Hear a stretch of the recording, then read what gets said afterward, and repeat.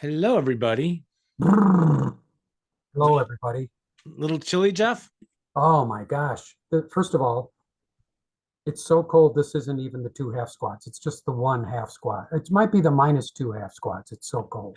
I think it was -2 today when I Yeah, 9 o'clock. the temperature has soared to -2 because it was really cold here in Chicago area.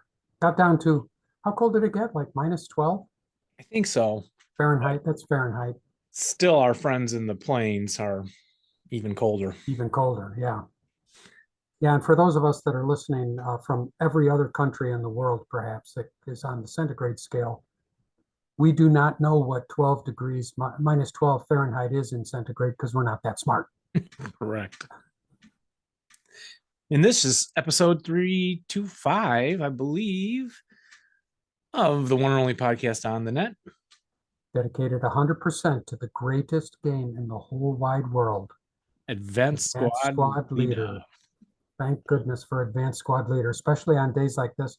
Now, it's not that Dave and I are afraid to go out or anything like that. We have braved the cold, but today we're doing a Zoom. How's the temperature in your basement? A little chilly. I turned the heat off so the microphones won't pick it up, and Oh, okay. so it's getting colder by the minute. Yeah. So we'll hurry. In my basement, now we have radiant heat, as I probably mentioned in years past. We have radiant heat, so we've got these baseboard heaters down here, and for some reason they're all on. And the heating guy told us not to turn them off because the pipes are old and the valves might break. It's 82 down here, Dave. Oh, So if I start undressing, that's why. that's very, very warm.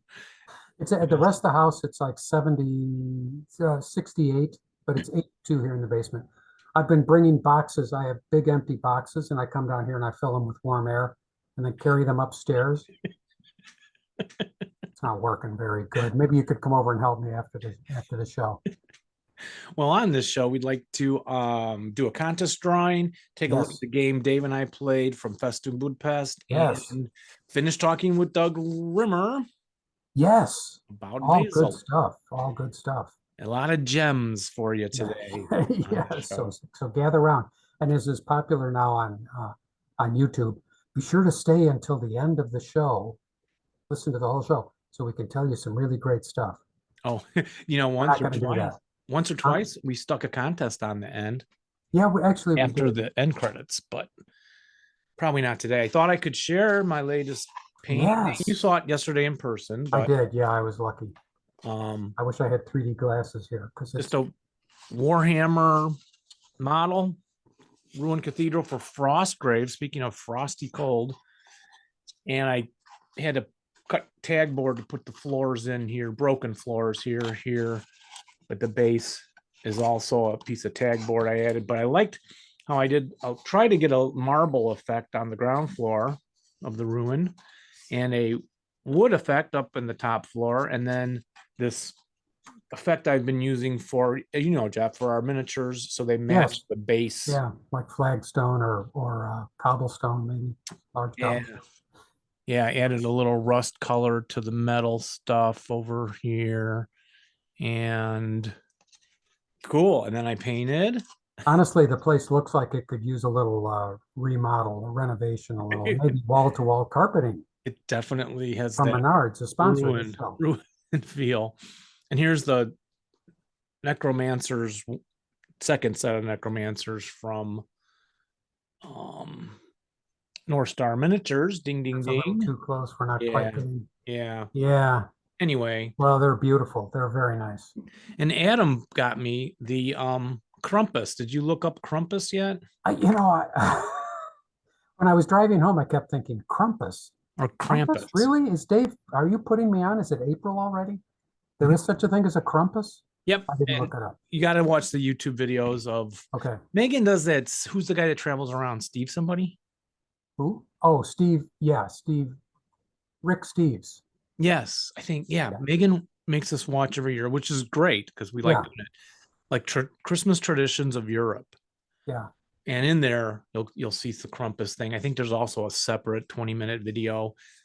He's like the guy that comes around and gets the bad children And the people Ooh. dressed up look like this with the big horns and all furry outfits and all very cool stuff. Do you put out cookies for the Krampus, or is it more like beef hearts and chicken livers and raw?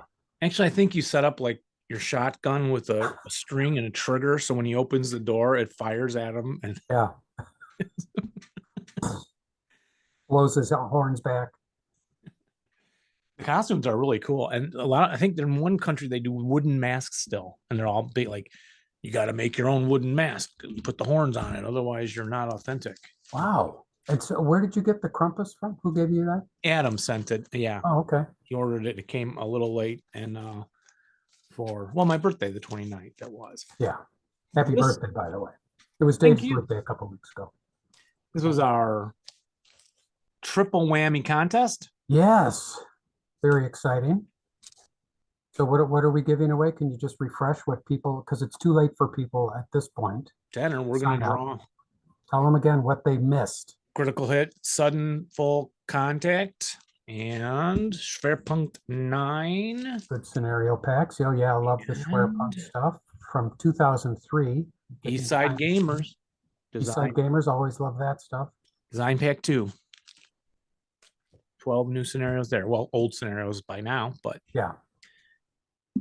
and the entering people are Robert Barrett, John Van Nels, number 2, Nelson Asada 3, Boyce, Steve, Tom Meyer, Richard Blasco, Dave Grennan, Stewart, another Steve, Brett Snyder, and Pierre Chabon.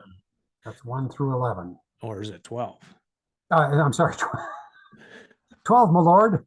Well, you got them in order. So I will try to do this without disturbing everybody's, is it motion sickness? Yeah. Get the stomach to hold up the dice tray.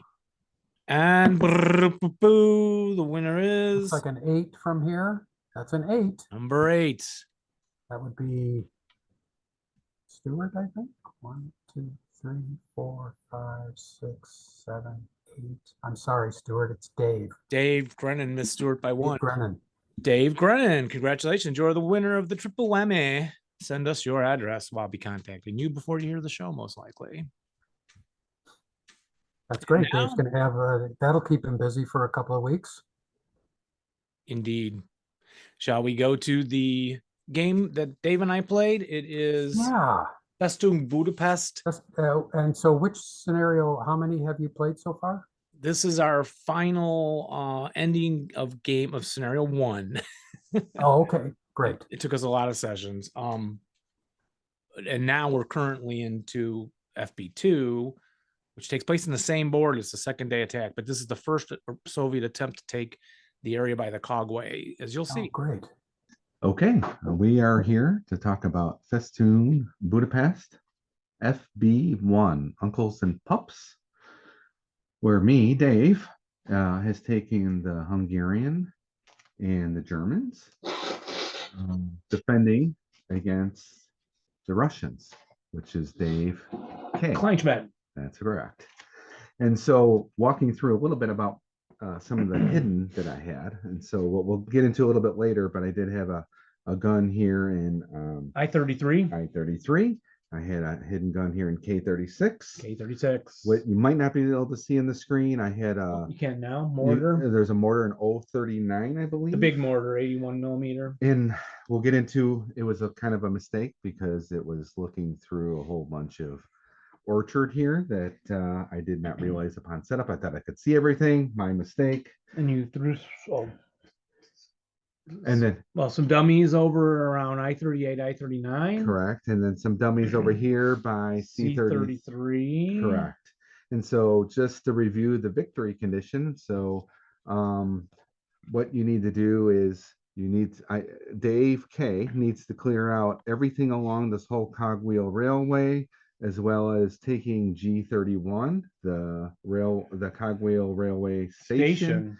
And then what hopefully you can see on the camera is that this dotted line, he's got to have a tank within here with a functioning main armament. Within the perimeter, which is 3 hexes from I-33.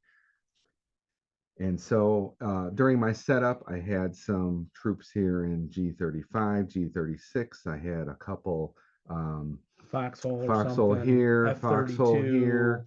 F32. Per game setup, I believe there were some mines here. Yeah, and anti-tank mines visible on the road, right? yeah, Like D32 or E32 or and I D33. think I put mines here and here as well as H37.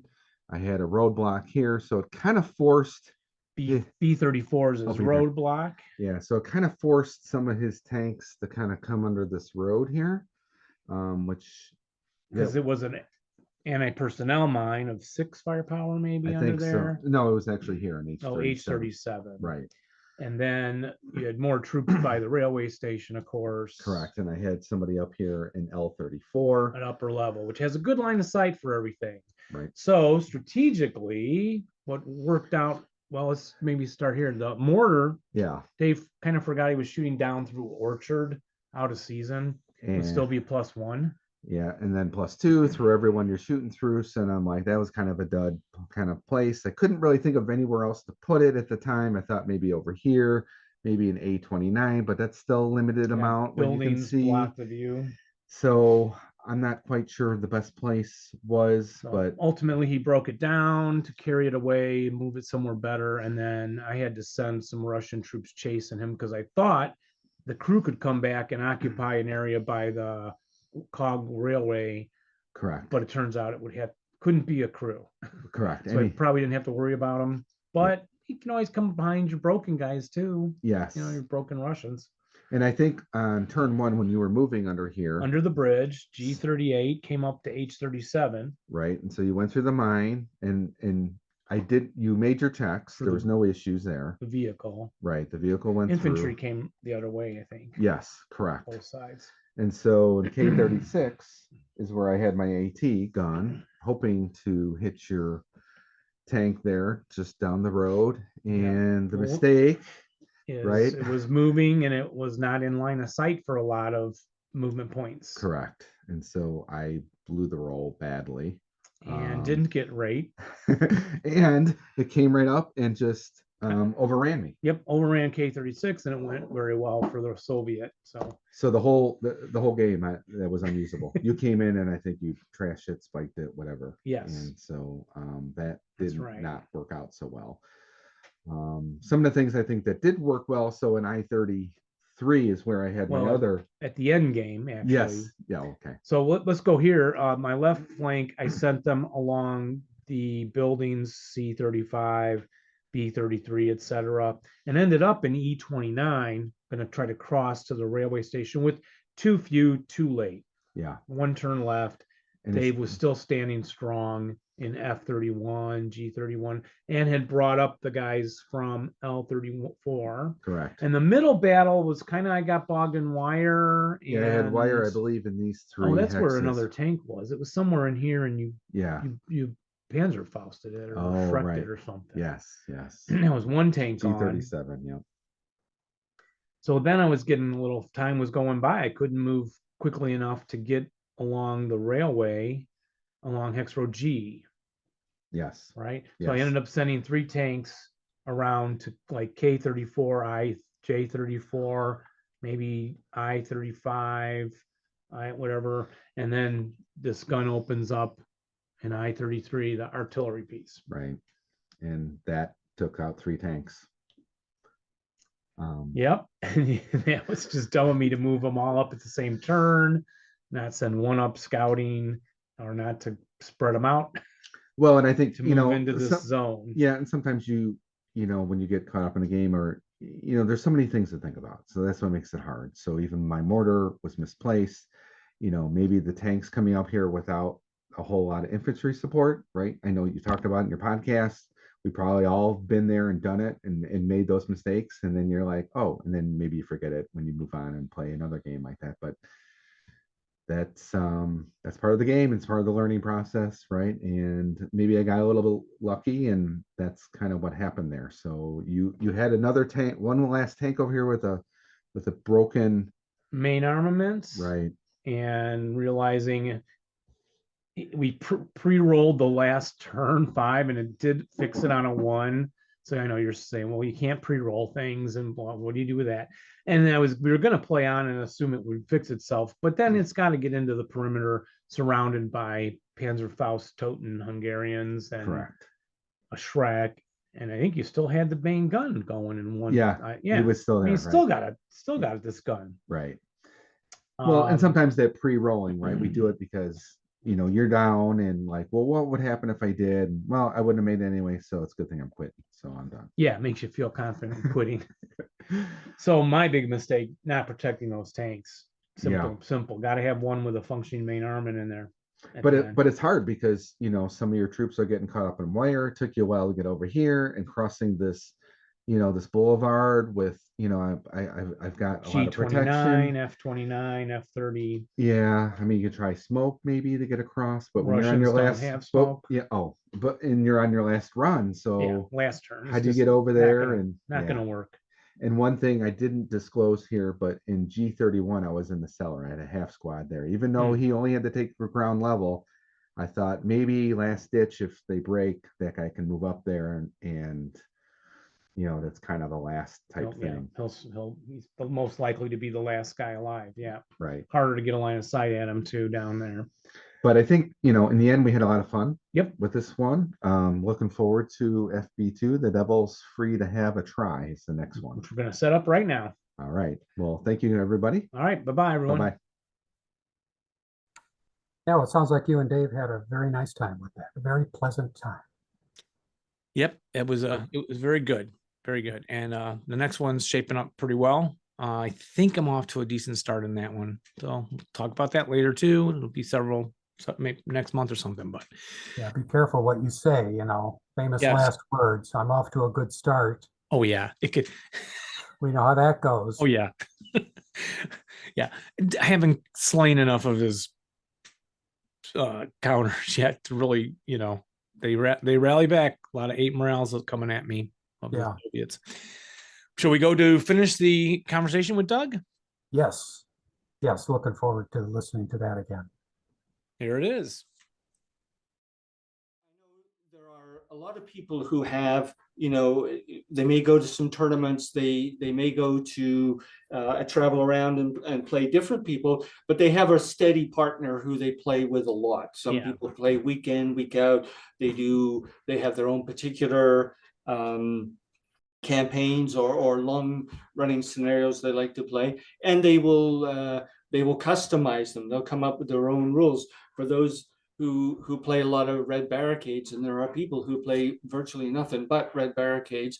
They have a whole set of rules that they use to customize the campaign games. They're called I think it's the leaflet house rules, and some of you may have come across them before. And some of that you may want to give effect to that by actually personalizing and changing your VASL modules. Say you want to create some new counters that you would find helpful in games and the way you play them, but that other people wouldn't necessarily want them. They're never going to be added to the VASL module, but you fancy it and you want to create a counter. So because our good friends at VASL with 2 S's have done such a great job of enhancing the VASL module, it's now both easy and effective to create counters. There's lots of things you can have those counters do. So how do we do that? Well, let's take let's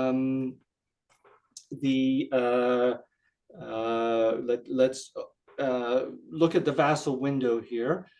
Rather than double clicking on a VASL module to start it, we're going to right click and we're going to edit the module. Now remember, you can't break anything here, and if you do break it, you just go get a new version of what there is. So this is, have fun playing around with this. There's no there's no long-lasting harm you can do. You trash a VASL vmod file, just download it again. Is there a counter that comes to mind that you guys would like to see that we can create here? Yeah, I'm thinking when you first said make a counter, I was thinking, how about elephants to use with the Indian army with stats for elephants, but we're probably thinking more along the lines of, well, like the grade counters that have been put out a lot by third-party products, like just the support wet been first fired, right? Sure. Things like that, or Okay, well, let's pick up on that. Some of those counters, you know, a lot of that work is about kind of reducing the counter density and the obscuring effect of counters. Right? One of the things that a couple of people have suggested to me, and I've thought about it over the years, is what if some of the marker counters like Prep Fire didn't cover the whole counter, but just covered, say, a quarter of the counter. oh yeah, because Nope. you don't have to stick to the same die cut size. That's right. What if you I'm stuck use, in the old century. yeah. So let's try to do that. Let's try to create a prep fire counter that's maybe a quarter or covers a quarter or a third of the counter, so you can still see a little bit what's underneath. Okay. So Well, how one would thing you do I've that? always hated was like the foxholes in the real, physical Yeah. game. Foxholes on top of the people in them, then you can't see who's in the foxhole. That was always frustrating. So maybe there's a Yeah. way to just mark them as in the foxhole without covering up the counter. We could do that. Well, we don't have to now. We can do your idea. Yeah, but we can. I mean, we would. I think you'd do that pretty much in the same way that I'm Thinking of I'm marking gonna prep fire. try to Yeah. do this with the prep fire. I think it'll work. Okay, so you can create counters completely from scratch, or what is often very effective is to copy a counter and then modify it. So if we're going to play with a prep fire counter, let's start by grabbing an existing prep fire counter. So you see how I was opening on the left here, the little menu screen. This is the various ways in which counters are organized. The counter palette, which is what you use in the game, this is all what's referred to there as the VASL counters. And once you start tabbing underneath, you will see that these are the tabs that we use that show up on your screen in the game. So here are a bunch of prep fire counters. What this is actually is a prep fire counter, an advancing fire counter, an opportunity fire counter, and I think intensive fire. The way VASL will loop through those, flip through those, is what those four things do. So what we're going to do here is first thing we do is we're going to duplicate this piece. We've done that now, and you can see we now have 5 in the list. The one that's highlighted is the new one. We're going to move it to the bottom of the list. That's not really necessary, but it makes it clearer as we're working here which one we're working on. So now we've got a prep fire counter down here, and let's open it up. Properties. What you see on the left-hand side of this window is all of the things that you can make a counter do with VASL tools. So there's lots of different ones there. VASL have really improved the help. So if we look at, let's just grab one here, highlight does not stack, and we click on help, you get a nice help tool that explains what that counter does, how you use it, etc. So again, don't be overwhelmed by what do all these things do. It's easy to find out, and a lot of it is pretty obvious. Can rotate, well, that's going to have to do with rotating. Yeah. Place marker, that's going to add a marker to a counter. So what we're going to do here is we're going to open this one up, the layer, which is what actually shows the counters. And here you see the 4 different images that are associated with the prep fire. Top layer is prep, bounding, op, advancing. I had the order wrong before, but there we go. Okay, right. Okay, we're just going to alter one of them, the prep fire. And here I have a confession to make. I anticipated that we might do this, so I have created a new graphic. that we will use. It's ready to go. And find it. There's 8,000 images I was gonna say that's a in lot. VASL, so it's a long list. And Wow. scrolling through here, Alphabetical. a sort of. Yeah. No, yeah, sort of is, yeah, okay, so here's the one I created. You see how it got smaller there? Yeah. Yeah. Okay. that's- All right, so now, okay. So I have now created a new prep fire counter, and let's go test it. So we'll open up, first we'll open a new game. Squad going here. All right, so as you know, there are a couple of different ways to put a prep fire counter on. We can drag it off the toolbar, put it on there. Well, that's not small. No, because that's not Right. the one we fixed. That blocks everything. We fixed something different. Let me zoom it in a bit here. We can see it better. We fixed one that was actually in the counter palette. We could change the one up in the toolbar, but I didn't for the moment. Unit, fire. There's the regular prep fire, Oh, and I down see. here at There's the a bottom little is the new one that I created. Yeah. So there you go. label. Drag that on, and there you have it. So we've Yeah. created a new counter, and it's in VASL and can be used. And So can it be attached to the squad? So the prep and the squad, well, they wouldn't move if they prepped. So anyway, you know what I but- mean? Though, if you wanted to make a notation, oh yeah, there you go. Yeah. Yeah, it's going to behave just like any counter. Now we can change. We just changed one of it traits, which was the image trait, but you could add more traits to it. We could have done things that let you alter other aspects, and they would show up on the menu here. So there's all sorts of things that you can do.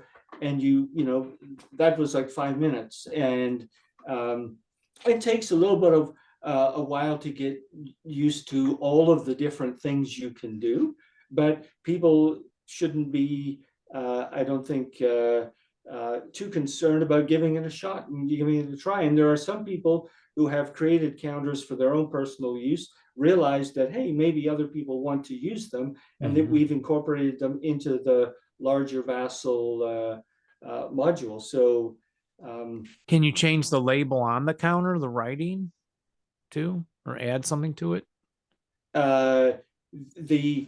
the way these counters are done in VASL is for the most part, is all of the everything you see is one image. One image. So if you change that image, and you absolutely can, and reinsert that image into VASL, then it will be changed. One of the things, the way I'm actually fixing some of the overlay images to work with line of sight is I actually have to change the graphic image on the overlay, and then because a lot of overlays are take counter form in VASL, and Yeah, so 'cause I yes, you was can change thinking- the image, you can change the text, the font, all of that sort of Yeah, because I know there's, look and feel. I can't think of the specific right now, but I think there's something on the close combat counter that Dave and I, when we play, always say, why doesn't it say that on the counter? That's know? right. So Yeah, now so- you could add it. Yeah, you can fix that and play around with it and try different different colors, different fonts, different wording till you find something that works easily. Yeah. Excellent. Where is that, if you make an image, a custom image, where is it stored? Okay, so you have to bring the custom image into the VASL module, which is quite easy to do. So we'll open up File Explorer here. And I can go down to where I have. I And think the it's point of my something- the point of my question is, if you Yep. change computers or Yeah. whatever, you want to be able to take your work with you, what do you have to take?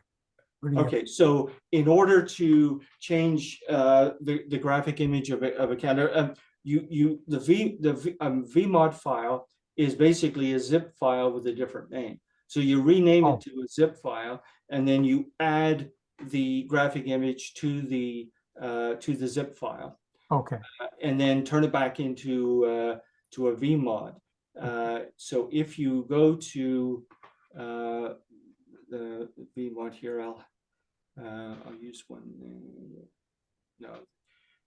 So you would just change this to a zip to zip, yeah, and then open it up. You'll see the directory structure the same way you would see in many zip files. You drag and drop your image into where you want it. You remember where you put it because there are 8,000 images in there, and so hunting for it isn't a good idea. You want to write down where you put it, and then when you saw me navigate through that list to pull it up. So it's very easy to import images, new images into the VASL module. okay. And what about the prep fire, the reduced prep fire counter you created there? Yeah, Where does that get stored? in the VASL module, the Good, actual okay. counter is a counter stored within VASL, just like the other thousands of counters that we have. Gotcha. When I copied it and put it down at the bottom of the list, there it is.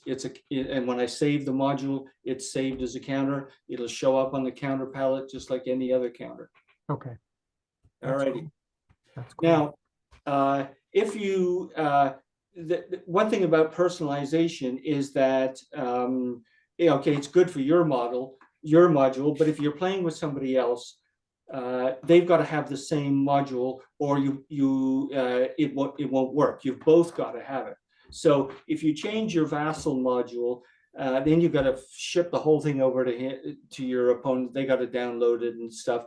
That can be maybe a bit awkward. There's an easy way to do that, and that is, rather than personalize the VASL module, create an extension and create a new counter in an extension. An extension is very easy to create. If we come back to the VASL window, new extension. So rather than edit module as we were doing, new extension.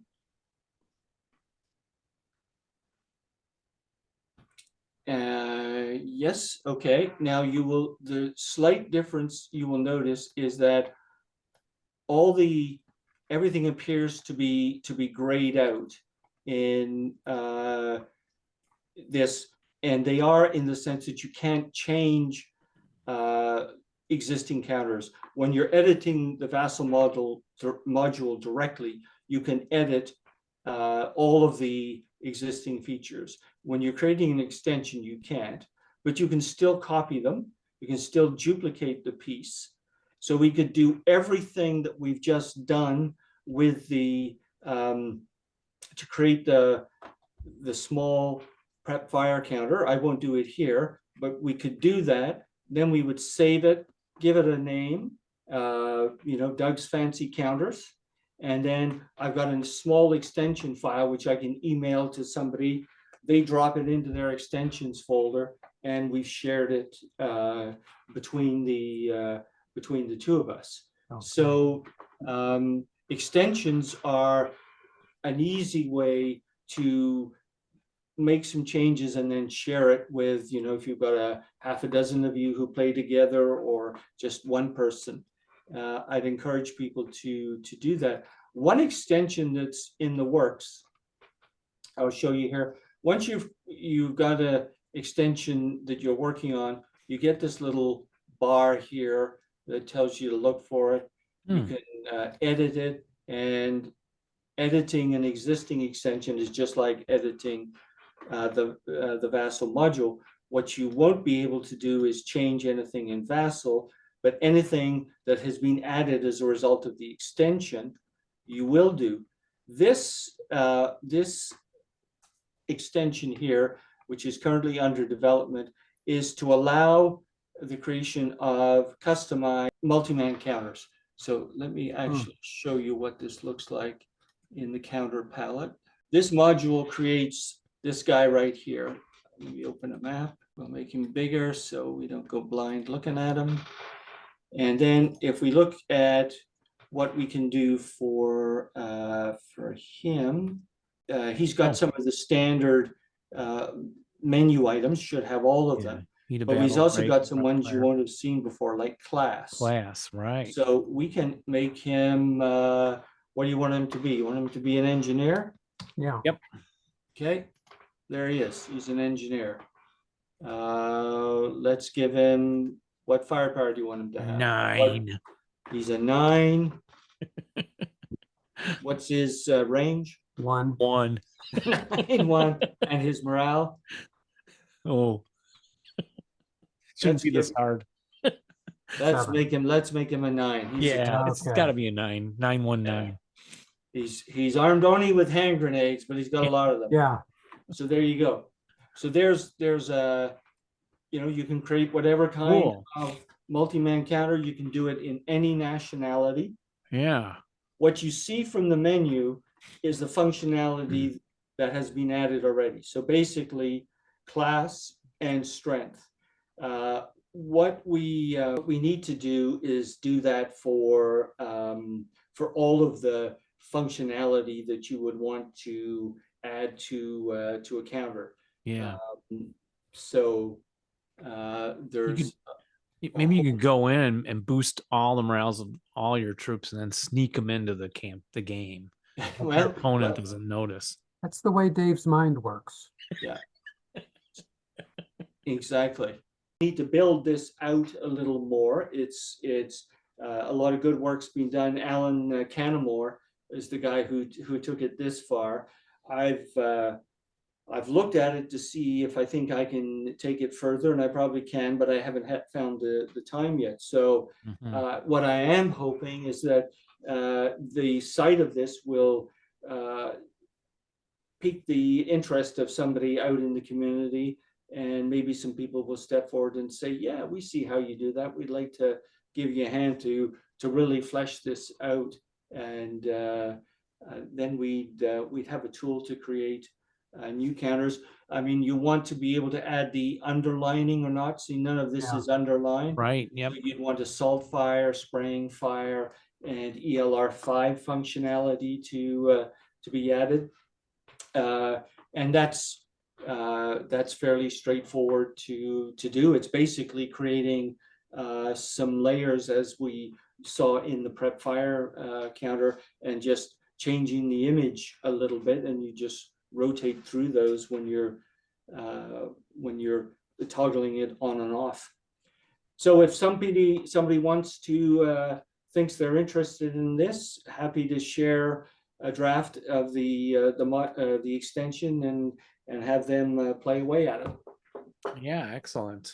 That's fantastic. Okay. Excellent. Yeah, I'd like to Fun. see our guy, our squad that we created there. I'd like to see him have spraying fire. Okay. Well, we can't do that today. So Yeah, that'll be in the Yeah, I'll be future. looking forward to that for next time. all righty, good.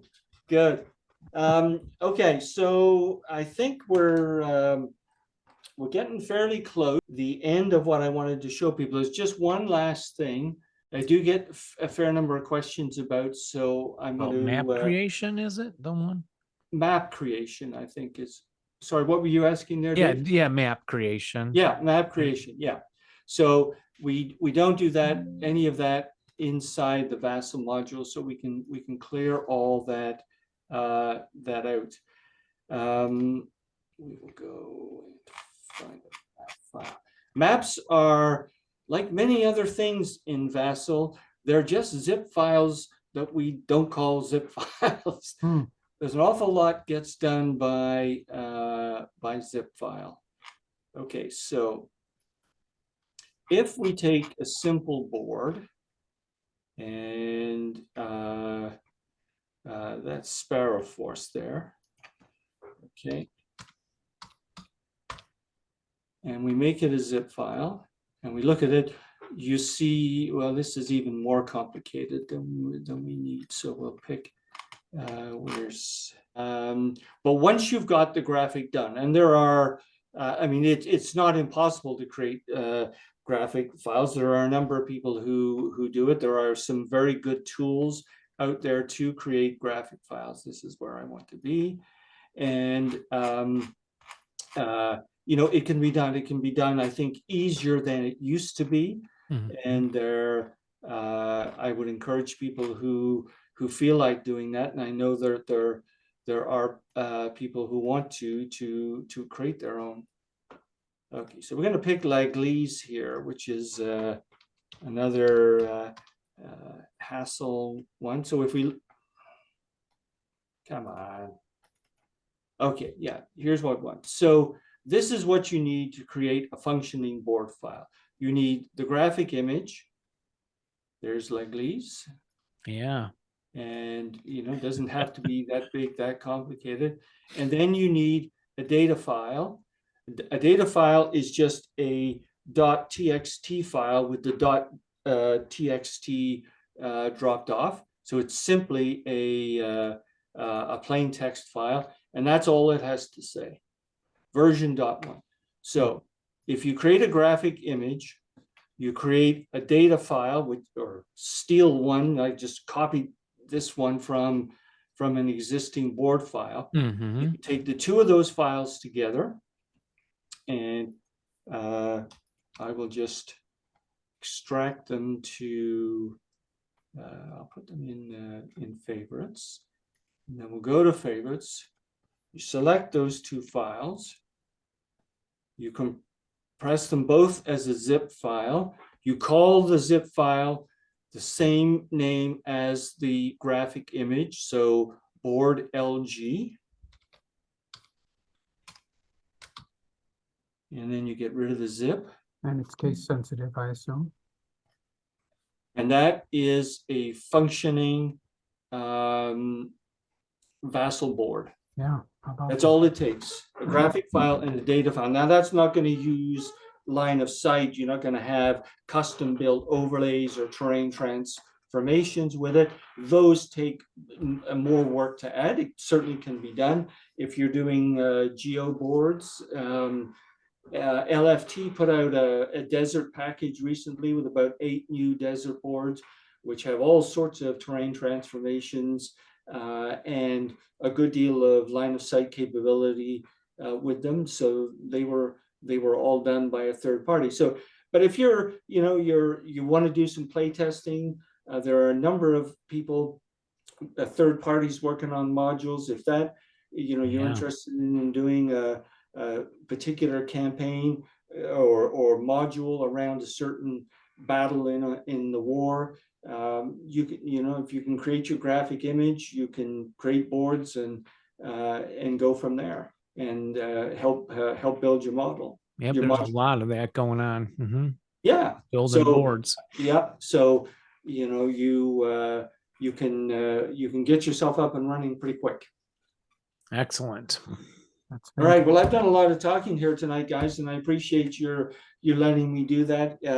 Kind of wanted to show people some things, and if there are any questions that were occurring to you as we went through, or comments you had to make on what we saw, this would be you know, happy to answer them. And sorry if I didn't give you much chance to jump in as I was going along. Well, I'm the ignorant tech guy. I'm just sitting here in awe and appreciation. But you can see, is you know, that some of this stuff is just getting a lot easier. I mean, there's a some lot coding and stuff that I still do, but a lot of it, I would say, I mean, I've been doing this for probably about the last 5 years or so, and there's more I can do using the VASL tools than I could ever do before. So that makes things a bit easier. And there's a couple of other guys who are using those tools a lot. Alan Bills and Gordon Moloch have done some great work adding to the VASL module. In particular, I want to single them out over the last year. They've done some really good things. Yeah, absolutely. It's just amazing, all the work. Yeah, it's great. And it's free. Yeah, it's free. It absolutely is. Yeah. It's unbelievable. Yeah, I think I asked all my questions as we were going along there, Doug, and just the whole thing, I could feel my brain exploding. Well, indeed, and I I would hope encourage people not to be turned off by the detail, that you need to get in there and just like you did with ASL when you first got the cardboard stuff. You yeah. just need to get the cardboard out, start pushing it around, and you get familiar with it eventually. You're absolutely absolutely right, and I hope with the with this being posted up on your website, folks can go back and look at particular parts and maybe go over them a couple of times while they're trying to do something, rather than sort of think they have to remember all the details. We're preserved for posterity here on your site, and I will send you a number of links that you can add to it as well, so folks can go and get some of the other tools that I talked about. Yeah, that would be absolutely great. Can we ask quickly, what is the board behind you? I don't recognize it. I believe that's Sword and Fire. Oh, Or okay, Manila. A Yeah. small chunk of Sword I was- and Fire. Yes, I need to get to that. I'm just getting into Festung Budapest because we're probably going to go to Hungary in the All right. spring. So I thought better play those first, and then if I go to Yeah. Philippines, maybe I'll jump into. It's Yeah. just amazing stuff. All right, well, thanks, Doug. It's amazing, and thank you for crediting all the other developers out there. And we all owe you a great amount of gratitude and thanks. Yeah, really. Well, I appreciate that. Thanks, and very nice of you to say. I enjoy doing it, and I especially enjoy sharing it with you guys and with others across the ASL community. Can't imagine how it could possibly get any better, but just having said that, I'm looking forward to talking to you again and see what kind of crazy stuff you've thought up. Yeah, in All another right. year or so, yes. Yeah, Sure. Whatever. It's Yeah. a date. okay, All right. great. Then All right, thank take you. care, Doug. Thanks for your time. Oh, and remember to roll low, And rally well. but I'll not try. When you're playing us. us, then. That's right. Bye-bye, everybody. Okay. Bye-bye. Bye, Doug. Take care.